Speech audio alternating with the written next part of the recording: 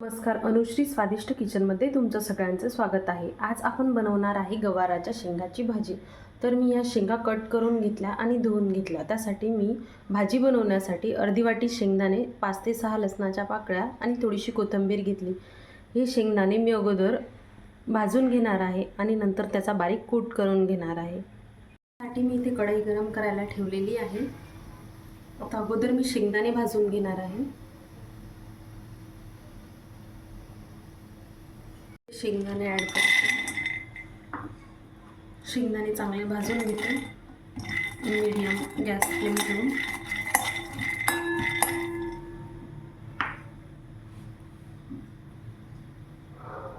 पाहू शकता आपले शेंगदाणे छान भाजून तयार आहे।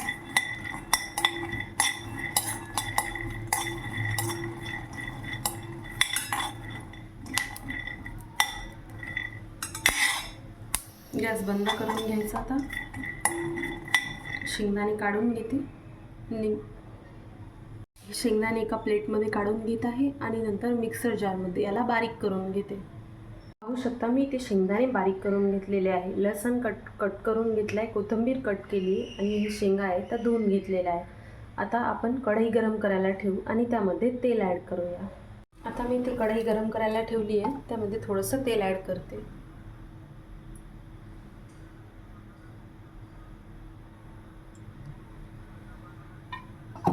कढई चांगली गरम झाली का नंतर मोहरी ॲड करणार आहे।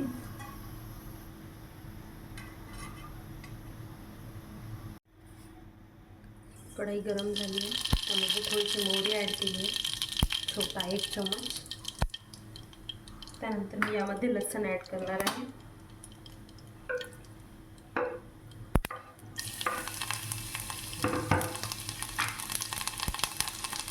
यानंतर मी यामध्ये 1 चमचा जिरा ॲड करत आहे। लसूण छान गुलाबी झाल्यानंतर आपण यामध्ये लाल तिखट आणि हळद ॲड करणार आहे।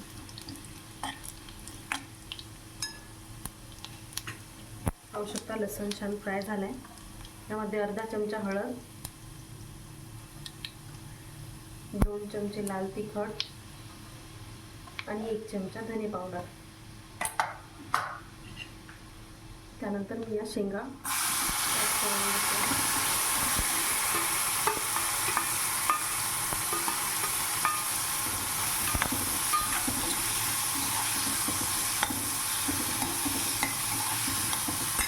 त्यामध्ये थोडंसं पाणी ॲड करते।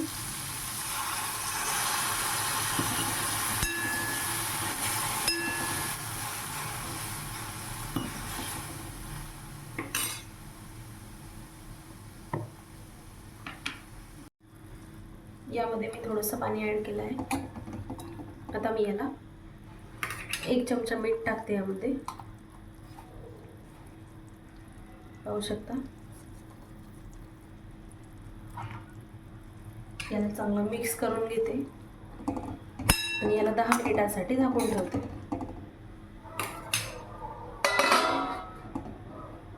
बारीक गॅसवर आपण याला 10 मिनिटांसाठी झाकून ठेवूया।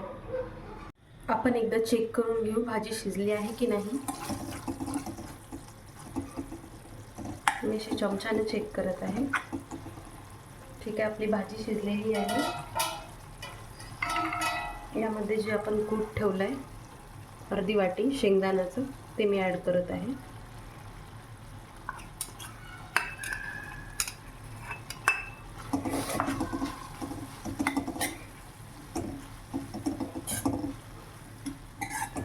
पाहू शकता आपली भाजी छान मस्त शिजून तयार आहे। त्यामध्ये मी आता कोथिंबीर ॲड करून घेते।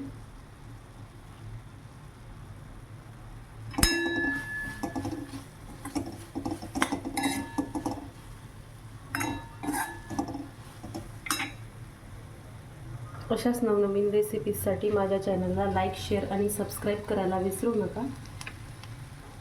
धन्यवाद।